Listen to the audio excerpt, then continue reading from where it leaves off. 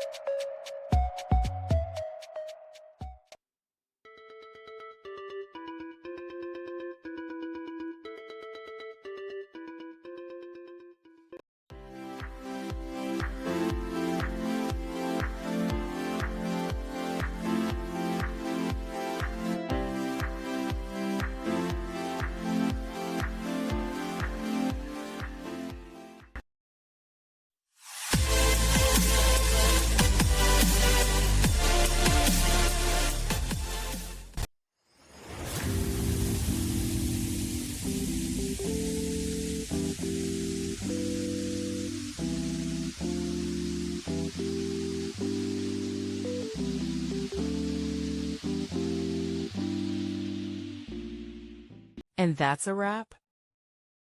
I hope you found the answer you were looking for. If you did, take a second to hit that subscribe button. It really helps out. And let me know in the comments which solution worked best for you. See you next time in the debug zone.